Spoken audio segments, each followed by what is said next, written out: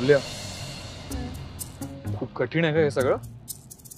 काय हेच लग्नाची शॉपिंग वगैरे? कळलं का तुला लग्न नाही करायचं? तू सारखं माझ्या लग्नाच्या टॉपिकवर काय येतेस? आणि बघ ऑन अ सिरियस नोट, पुढची शॉपिंग ना तू, आरती आणि विक्रांत तुम्हीच करा, मी नाही येणार आहे. का? अगं तो विजय बघ ना आग लागल्यासारखा फोन करतोय, आणि मी जर फोन उचलत नाहीये याचा अर्थ मी बिझी आहे एवढं नाही कळत का त्याला? इडियट.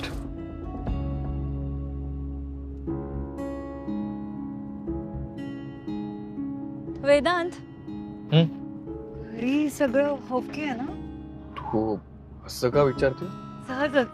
आई म्हणत होती की अमूल्या, म्हणजे तू तिच्याशी उद्धटपणे बोललीस? अमूल्य हवे बघ, मी आणि आजीने तिला क्लिअरली सांगितलं की अमूल्य असं नाही बोलू शकत, आणि मे बी तिला वाईट वाटलं असेल, पण मी तिला बोललो की आई मी अमूल्याला व्यवस्थित ओळखतो, अमूल्य असं वागूच शकत नाही, सो डोंट वरी. काय करू, सांगून टाकू का वेदांतला? नाही, पण सांगितलं तर वेदांतचा माझ्यावर जो विश्वास आहे त्याला तडा जाईल, आणि नाही सांगितलं तर मी खोटं बोलले ह्याचं मलाच गिल्ट राहील. काय करू? आद्या बोल. दादा, बिझी आहेस का तू? नाही, मी बिझी नाहीये, बोल ना. अरे ऍक्च्युली पुरुषोत्तम काका आले होते ऑफिसमध्ये. काय? खूप चौकशा करत होते रे ते. काय काय म्हणाला तो? हेच की हल्ली वेदांचं कामात लक्ष नाहीये, त्यामुळे मला नूतन मॅडमनी पाठवले. आणखीन काय म्हणाला? धमकीचा सूर होता रे त्यांचा. विजयला म्हणत होते की तू जर नीट काम केलं नाहीस तर तुला कंपनीतून काढून टाकेन. व्हॉट?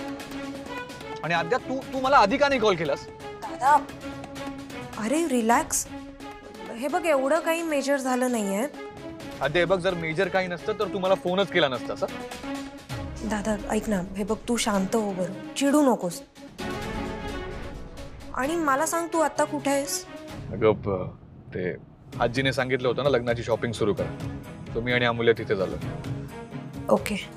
आद्या, या पुरुषोत्तमचं काहीतरी केलं पाहिजे. काय येतोय हा सारखा सारखा?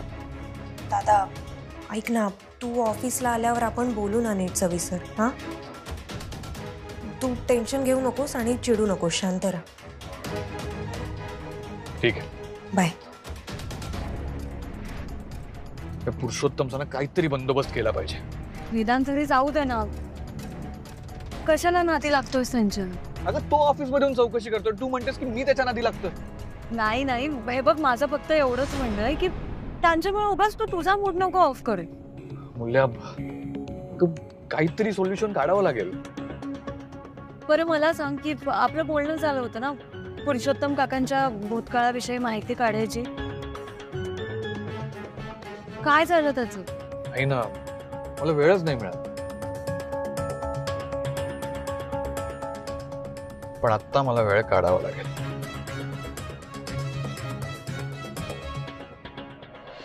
माझे कशाला आभार मानताय? मी फक्त माझं काम करतो. साहेब तुम्ही आहात म्हणून आम्ही आहोत. आज कित्येकांच्या घरच्या चुली तुमच्यामुळे जळू राहिल्यात.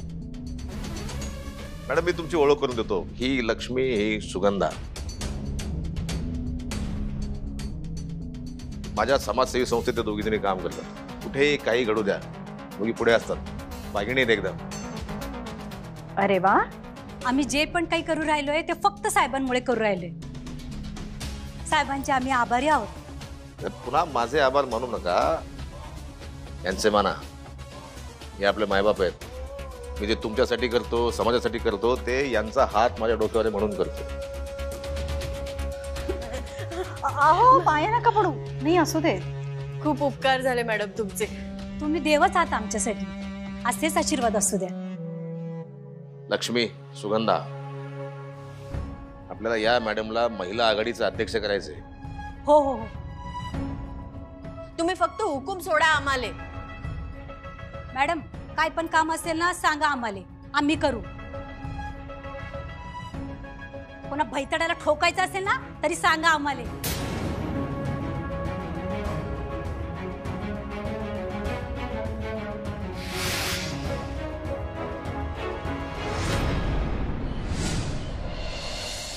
ते डिपार्टमेंट कोणाचं आहे? माझं ना.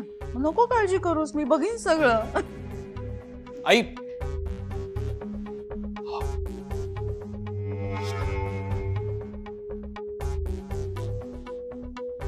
थोडं बोलायचं होतं. आता काय? आई मला अजिबात वाद घालायचा नाहीये. फक्त मी जे बोलतोय ना ते शांतपणे ऐकून घे. बोल. त्या पुरुषोत्तमचं सतत ऑफिसमध्ये येणं बरं दिसत नाहीये. म्हणजे बोर्ड मेंबरचं ऑफिसला येणं बरं दिसत नाही. काय बोलतोयस तू? गेल्या काही दिवसांमध्ये ना त्याच्यामुळे ऑफिसमध्ये खूप इश्यूज होत आहेत आणि सगळ्यांसमोर होत आहेत. सो मला माझ्या ऑफिसचं वातावरण खराब करायचं नाही, म्हणून प्लीज समजून घे ना. असं नको वागूस. मी पण हेच म्हणू शकते. असं नको वागूस वेदांत. आधीचा वेदांत आणि आत्ताचा वेदांत ह्यात किती फरक पडलाय ना. आधीचा वेदांत कंपनी मोठी करण्यासाठी रात्रंदिवस झटायचा आणि आत्ताचा वेदांत अमूल्याच्या मागे वेडा झालाय. काय भाषा आहे तुझी? आई, मला या विषयावर काही बोलायचं नाहीये. कारण काय आहे ना, तू बोलणार मी बोलणार त्यातनं फक्त वाद होणार. त्यापेक्षा न बोललेलं बरं नाही का? पण सत्य हेच आहे की वेदांतला अमूल्यासमोर काही दिसत नाही. आई अगं असं नाहीये. आणि तुला हवं असेल तर मी नाही करत लग्न.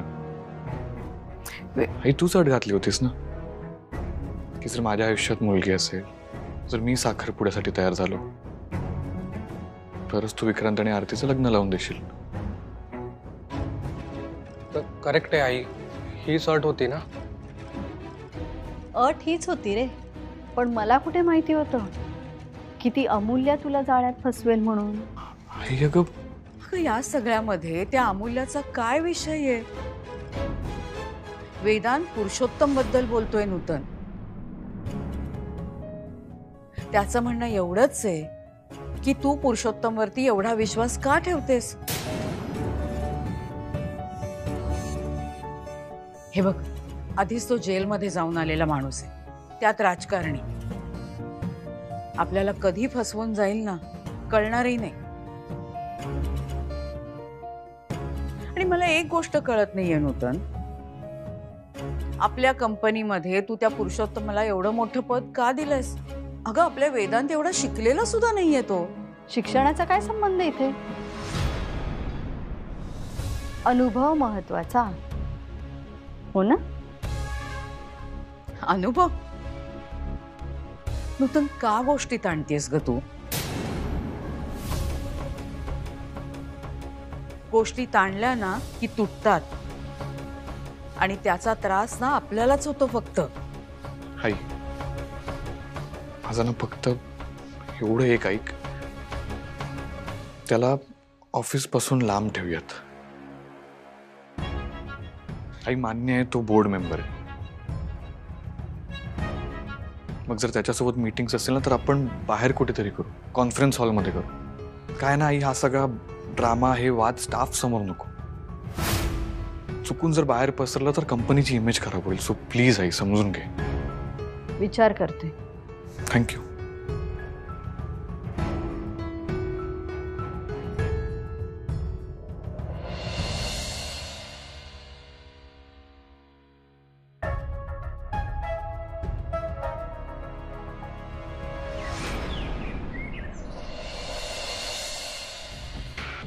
दादा, मला एक गोष्ट कळत नाहीये, म्हणजे पुरुषोत्तम काकांना एवढी सगळी माहिती मिळतेय कुठून? कुठून म्हणजे? अर्थात तुझ्या आईकडून.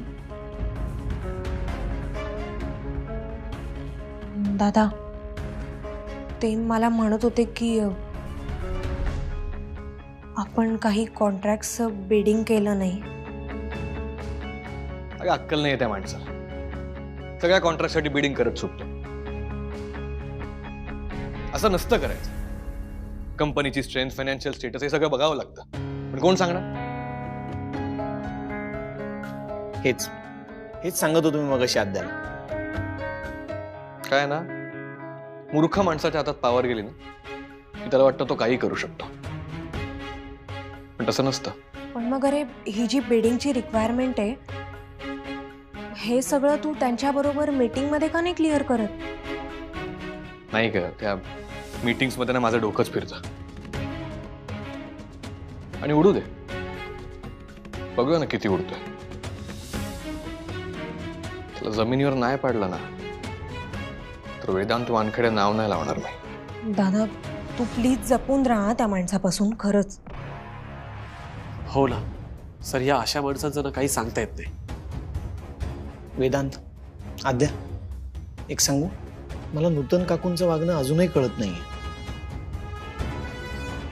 या सगळ्यांनी काही झालंच तर ते नुकसानच होईल. म्हणजे विक्रांत आणि सारिकाचं लग्न लावायला त्या निघाल्या होत्या तोपर्यंत ठीक होतं, पण हे म्हणजे सार्थक, तू सोडते. मला सांग ना, ही आपली सारिका कशी आता? ती बरी आता, नव्या बिझनेस मध्ये गुंतली. विक्रांत आणि आरतीच्या साखरपुड्याबद्दल कळलं असेल ना तिला? काय रिॲक्ट झाली ती? अरे ओके ती, म्हणजे साखरपुड्याचं कळल्यानंतर न्यूट्रल होती. गुड.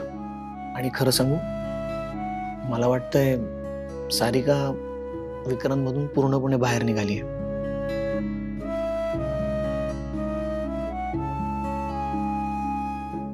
चांगलंय.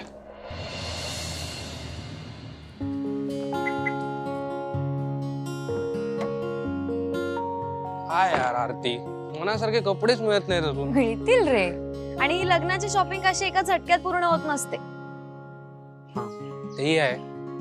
आपण जाऊया परत. हा जाऊ. बरं, मी काय म्हणतो, आपण लग्नानंतर कुठे जायचं फिरायला? म्हणजे मी असा विचार करत होतो की आता लग्नानंतर जवळपास जाऊ कुठेतरी 2-3 दिवस. आणि मग मोठी सुट्टी मिळाली ना, लॉंग टूरला जाऊ. हाय.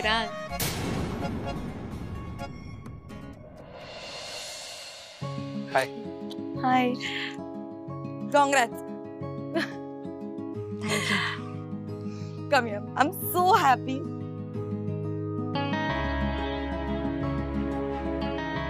खूप खूप अभिनंदन. आणि आय एम सो सॉरी, मला एंगेजमेंटला नाही येता आलं. मी, मम्मा आणि पप्पा आम्ही मुंबईला गेलो होतो ना. अगं नाही नाही, काही हरकत नाही. ए, पण मी लग्नाला येणार आहे. आणि खूप मजा करणार आहे मी तुमच्या लग्नात. येस.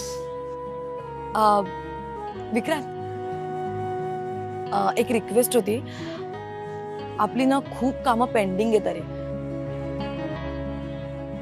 ऍक्च्युली आज तुझं हे सगळं शॉपिंग वगैरे उरकून घेशील, पण उद्या प्लीज ऑफिसला ये. आपल्या खूप इम्पॉर्टंट मीटिंग्स बाकी आहेत. ओके, मी तुला स्केड्यूल पण पाठवलंय, चेक कर ना एकदा. हो का? मी बघितलं नाही, मी घरी जाऊन चेक करतो. बरं विक्रांत, उद्या रात्री एका बँकर बरोबर आपल्याला बिझनेस डिनरला जायचंय. ओके. रात्री लेट होईल म्हणून सांगून ठेवलं. तसा फ्री राहा. You guys carry on then. Have fun. Bye. Bye.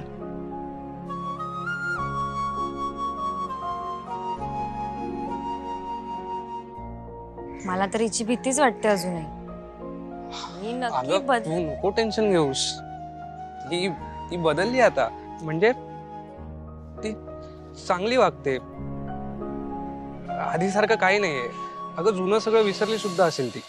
हो का?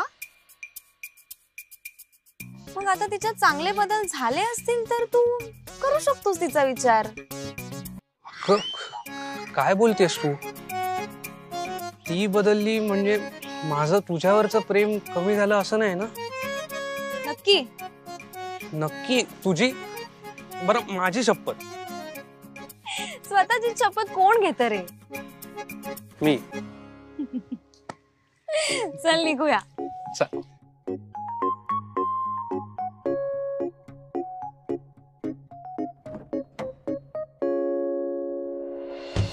वेदांत, अरे तू त्या पुरुषोत्तमचं टेन्शन घेतलंयस. त्याचं टेन्शन का घेईन मी?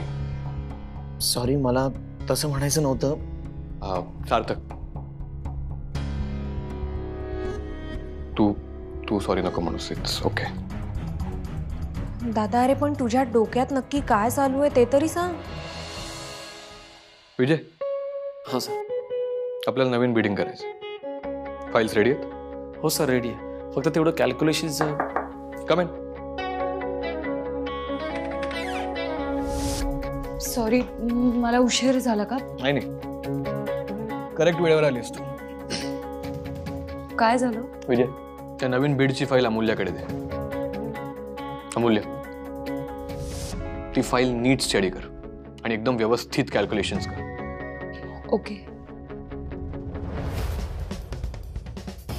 हे जग इकडचं तिकडे झालं तरी हे बीड आपल्यालाच मिळालं पाहिजे. खूप महत्वाचं आहे का हे बीड? हो. ही बीड मिळवतो आणि मग त्या पुरुषोत्तमला दाखवतो वेदांत वानखेडे काय चीज येते. कम इन. सर, डीसीपी शिंदे साहेब आले. अरे या या या, डीसीपी सर, वेलकम. अबे तू सुधारणार नाहीस का? ये बस. हो, थँक्यू.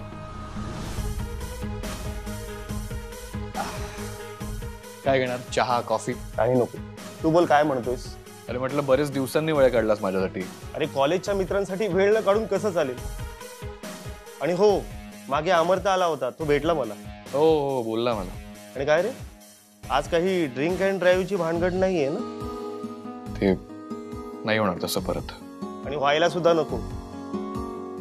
आणि असं केलंस ना तर फोनच घेणार नाही तुझा मी. बरं, आपण कामाचं बोलूया. माझा राऊंड अप आहे थोड्या वेळात. हो. अरे मागे सांगितलं होतं तसं पुरुषोत्तम येऊन डोक्यावर बसलाय माझ्या. म्हणून मी तुला सांगितलं होतं की त्याची माहिती काढ. पण का रे, तुला का माहिती हवी त्याची? नाही म्हणजे जेवढं मला कळलंय तेवढं मी तुला सांगेनच. पण त्याचा आणि तुझा काय संबंध? आणि हो, तो का तुझ्या डोक्यावरून बसलाय? हे बघ, मला नीट सांग, म्हणजे मला आणखी तशी खोलात जाऊन माहिती काढता येईल. आईने त्याला कंपनीचा बोर्ड मेंबर बनवलाय. काय? हो. आणि तेव्हापासून मागे पडलाय तो माझी. मला कळत नाहीये आईचं काय चाललंय. म्हणजे आईनं सगळं त्याचं ऐकते आणि तसंच वागते. तो आईला ब्लॅकमेल वगैरे करत नसेल ना रे? हे बघ, ऐक आता, मी खबर काढली त्याची. तो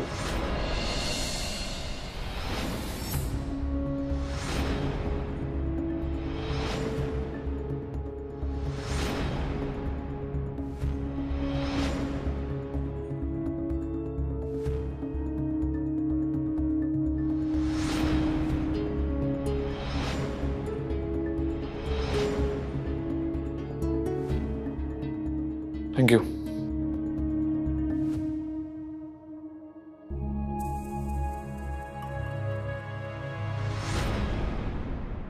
अमूल्य मॅडम, तुम्ही कॅल्क्युलेटर मागितलं होतं ना? आज खूप बिझी आहात का? खूप काम आहे वाटतं. ते लग्नाचं कुठवर आलं? सॉरी, म्हणजे तारीख वगैरे ठरली? श्रीपाद, ते तू जाऊन वेदांत सरांना विचार. मॅडम, हे घ्या, हे आणखी डॉक्युमेंट्स. काय हे सगळं काय सुरू आहे? लग्नाच्या पाहुण्यांची यादी करतायत का? आपलं नाव टाका ना त्यात.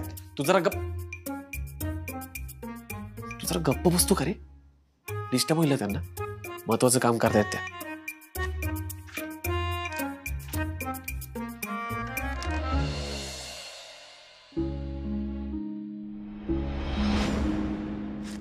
विजय, कॅल्क्युलेशन झालेत, फाईल रेडी. चला. हो, चला.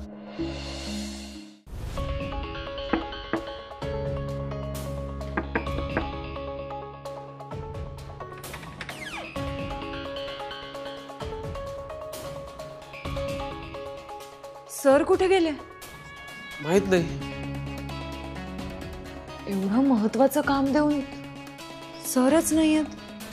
अहो मगाशी ते त्यांचे मित्र आले होते ना, DCP शिंदे साहेब. त्यांच्याबरोबर बराच वेळ बोलत बसले होते इथे. तुम्ही सरांना बाहेर जाताना बघितलं का? नाही अहो, मी कामात होते ना, त्यामुळे माझं लक्ष नव्हतं. मी एक काम करते, मी सरांना कॉल करते. हा.